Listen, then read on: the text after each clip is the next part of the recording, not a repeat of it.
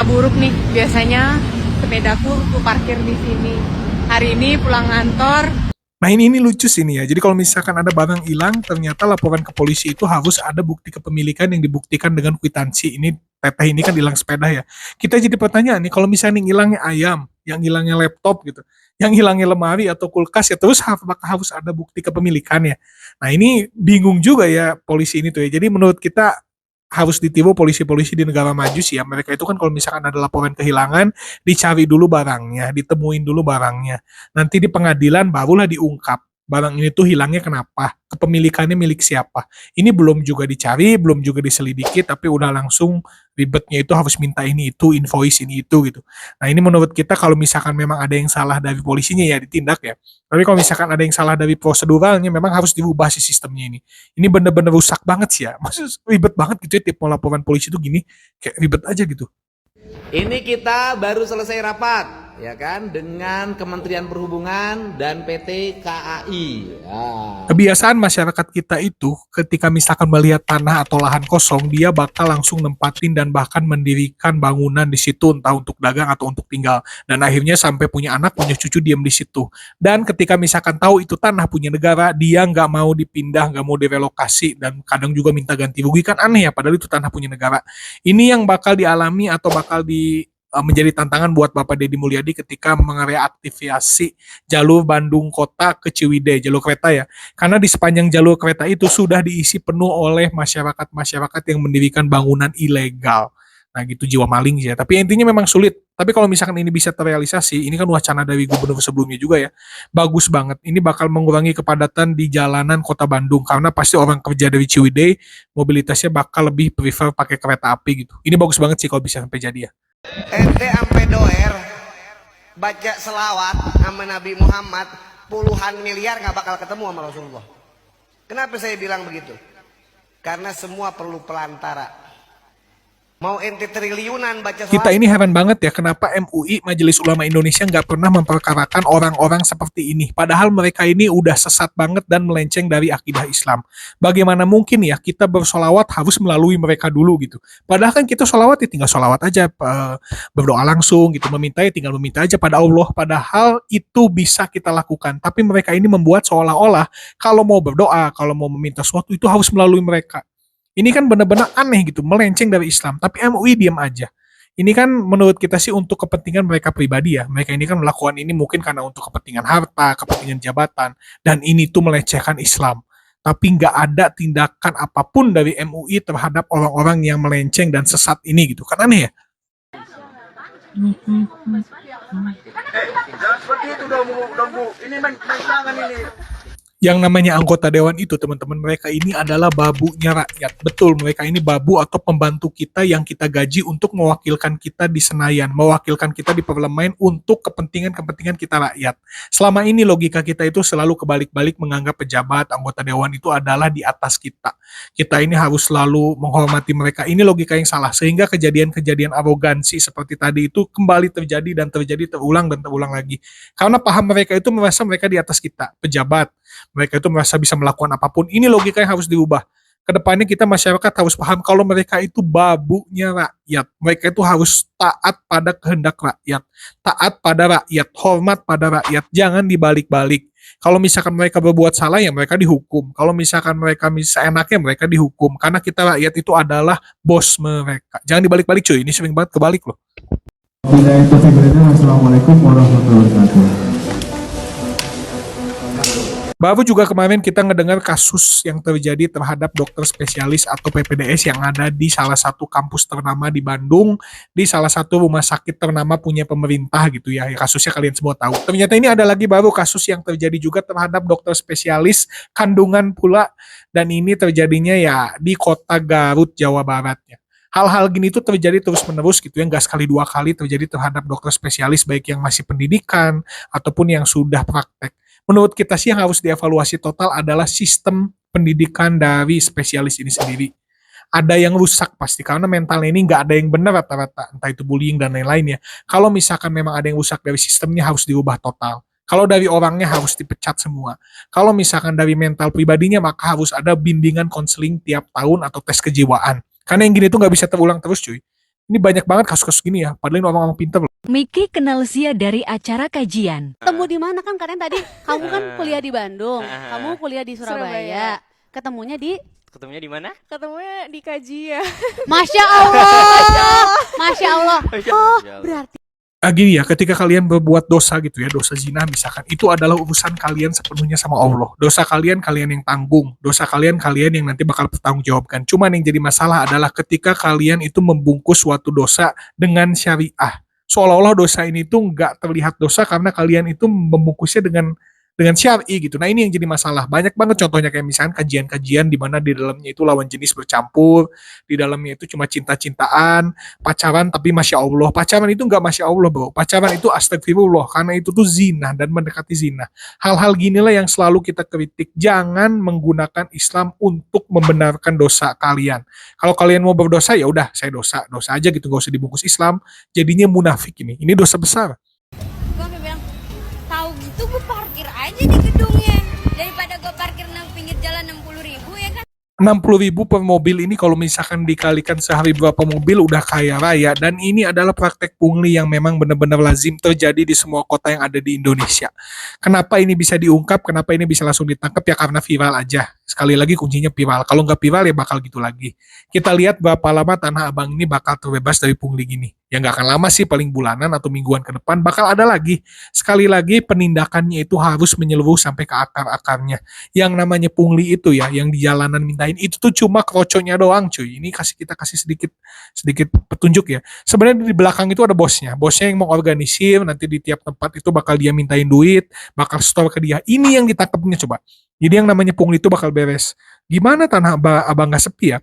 Kalau misalkan ada pungli gini, orang lebih prefernya itu beli online lah, nggak ribet gitu, nggak ada parkir, nggak ada apa, langsung datang lagi barangnya. Dan mencemarkan ulama. Tunggu, ulama yang mana nih? Yang ini. Tengok nih boy, ajaran ini bukan ada di... Sebenarnya film ini tuh menggambarkan sesuatu yang terjadi aslinya faktanya di Indonesia di beberapa golongan masyarakat atau golongan Islam. Di mana ada beberapa kiai-kiai Islam yang mengaku turunan kiai besar, menamai dirinya gus-gusan, atau orang-orang yang menjual nama-nama keturunan Nabi dengan sebutan Habib-Habiban.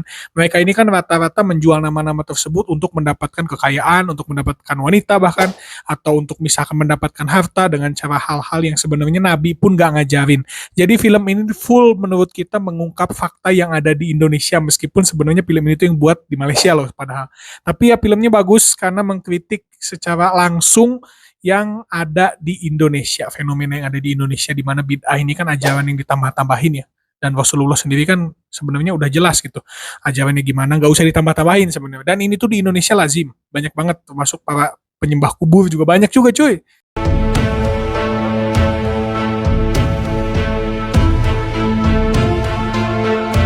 Mulai sekarang nggak usah lagi percaya branding ataupun sesuatu yang ditampilkan oleh pejabat di medsosnya. Karena sekarang ini kan kita lihat banget banyak pejabat-pejabat itu di medsosnya tuh akur sama istri, romantis, melayani masyarakat dengan berbagai macam branding-branding yang bagus, motor-motoran ke desa-desa dengan menggunakan motor dan pakaian yang keren gitu kan.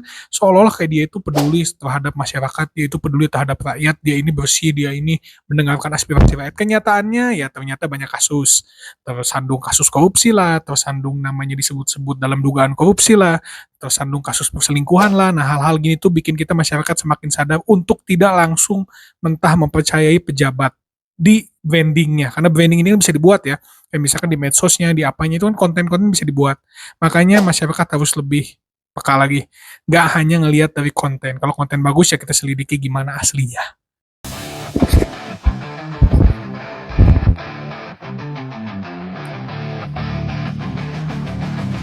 Terus nanti udah misalkan dibilang kelainan, bakal dibilang dia ini gangguan jiwa. Udah dibilang gangguan jiwa, nanti bakal dia ini alasannya nggak bisa dipenjara karena jiwanya terganggu, terus cukup direhab aja. Nah ini adalah alur yang nggak mau masyarakat sampai terjadi. Jangan sampai alur gini tuh terjadi. Makanya kita ngewanti-wanti nih, terutama para penegak hukum, Bapak polisi, kita percaya banget kok. Kalian ini kan penegak hukum ya, fokusnya udah menegakkan hukum aja. Fokusnya cari bukti-bukti kalau dia itu melakukan hal-hal gini tuh ya memang itu direncanakan, memang itu dia begitu gitu. Nggak usah sampai misalkan kelainan lah, apalah, ini alasan-alasan yang menurut kita sih ngapain gitu ya. Kayak ini mah ranahnya psikiater gitu. Dan menurut kita nanti ada pun misalkan dia memang begitu ya nanti yang nentuin di persidangan aja gitu. Kita ini udah banyak seuzon ya gara-gara memang banyak oknum-oknum gitu. Kita takutnya nanti alurnya tuh tiba-tiba bebas aja. Jangan sampai gitulah. Ini kejahatan parah soalnya. Sampai dapat ya gitulah. 3 hakim nakal diduga menerima suap dalam 2 tahap. Mereka yakni Ketua Majelis Hakim Jumianto. Kalau misalkan sekelas hakim aja udah melakukan tindak pidana korupsi dan udah melakukan kejahatan-kejahatan, terus siapa lagi yang bisa kita percaya? Hakim ini kan tonggaknya hukum, dia yang menentukan putusan pengadilan. Kayak misalnya ada orang bersalah gitu, dia nentuin dia salah atau enggak. Dan ternyata ini tuh udah dikorup juga. Jadi bisa jadi yang dia sebut salah tuh nggak salah, yang dia sebut benar ternyata salah, bisa jadi gitu kan. Ini bener-bener udah parah banget. Apalagi hakim-hakim yang ditangkap ini, beberapa juga ada oknum-oknum lain yang ditangkap ini, ternyata dia ini menangani kasus-kasus besar cuy, bayangin aja. Dan orang-orang korup ini dibiarkan hidup mewah, dibiarkan hidup senang-senang, apalagi undang-undang perampasan aset pun belum jadi-jadi, karena ini menurut kita, kalau misalkan ini terus dibiarkan, bukan tidak mungkin masyarakat jenuh, masyarakat kesel, bakal terjadi hukum mungkin yang akan dilakukan sendiri sama masyarakat, dia bakal menghukum sendiri, ini bahaya kan, makanya harus tegas banget sih. Undang-undang perampasan aset harus cepat disahkan cuy. 10 tahun ka tukang tapi kain anggaran teh sosialisasi, fasilitasi, kunjungan kerja, studi banding kalah kanyatu. Ingat lu? Aya kan hiji daerah studi banding. Akhirnya dibahas juga sama Bapak Gubernur Jawa Barat Deddy Mulyadi, itu terus tiba heula Bapak kejadian gini tuh ya. Udah dari dulu kejadian di mana oknum dari pemerintahan ketika turun anggaran itu anggarannya bener-bener nggak jelas dipakainya kemana. Misalkan ada anggaran untuk suatu hal, untuk hal itunya paling 1M, 2M, tapi sisanya itu kebanyakan untuk misalkan studi banding, untuk makan-makan di hotel mewah, meeting-meeting berkali-kali nggak jelas di hotel mewah, itu habisnya ke situ. Menurut kita efisiensi yang dimaksud Prabowo itu bagusnya untuk mengefisienkan hal-hal gini. Sekarang terasa kan banyak hotel-hotel yang teriak kan. Karena memang banyaknya itu oknum-oknum ASN di situ tuh yang mewah-mewahan ketika misalkan ada suatu padahal masih bisa di kantor gitu. Ini yang harus diberantas Pak. Tolong Pak. Jam 9.30, selesai jam 11, jam 4 sore saya masih bisa manggung.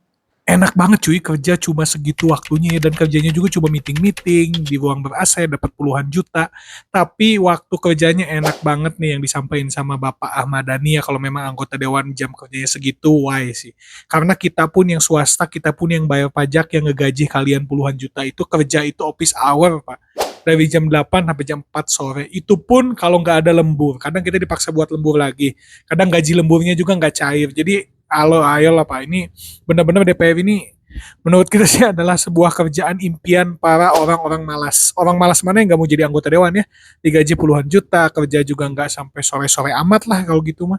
Dan juga pastinya mereka juga ber-AC loh mereka ya. Gajian, pokoknya enak banget lah. Ada tunjangan-tunjangan apa segala rupa. Pokoknya kerjaan orang malas ini paling enak memang jadi anggota dewan cuy. Seperti saya katakan, saya baru saja mendapat informasi tentang pengeluaran belanja media pemerintah. 50M untuk konsumsi media di Jawa Barat ini dirasa sih benar-benar berlebihan nih cuy. 50M cuy banyak banget. Dan setelah dipangkas jadi 3M berarti ini wow banget. Hampir mangkas sekitar 47M cuma buat media. Ini gubernur sebelumnya ngapain pakai uang segede gini cuma buat media ya? Apakah buat branding dirinya atau buat ngejual dirinya biar kepilih lagi? Nah ini jadi pertanyaan buat kita warga Jawa Barat, dan kita semua tahu lah gubernur sebelumnya kan ada Bapak RK dan Bapak B. Mahmudin itu ya. Ini kalian itu ngapain aja 50M buat media itu buat apa cuy? 50M banyak banget anjir, eta loba pisan. 50M hanya untuk media. Kenapa nggak buat yang lain itu? Jalan-jalan di Jawa Barat banyak yang rusak, daerah-daerah selain Bandung. Nah, gubernur kemarin ini cuma Bandung doang kan. Banyak yang rusak, coba diperbaiki gitu. 50M gila ya. Dihematnya sampai 47M berarti ini nggak bener ini. Gila. Seperti saya katakan, saya baru saja mendapat informasi tentang pengeluaran belanja media pemerintah. 50M untuk konsumsi media di Jawa Barat ini dirasa sih benar-benar berlebihan nih cuy. 50M cuy banyak banget. Dan setelah dipangkas jadi 3M berarti ini wow banget. Hampir mangkas sekitar 47M cuma buat media. Ini gubernur sebelumnya ngapain pakai uang segede gini cuma buat media ya? Apakah buat branding dirinya atau buat ngejual dirinya biar kepilih lagi? Nah ini jadi pertanyaan buat kita warga Jawa Barat, dan kita semua tahu lah gubernur sebelumnya kan ada Bapak RK dan Bapak B. Mahmudin itu ya. Ini kalian itu ngapain aja 50M buat media itu buat apa cuy? 50M banyak banget anjir, eta loba pisan.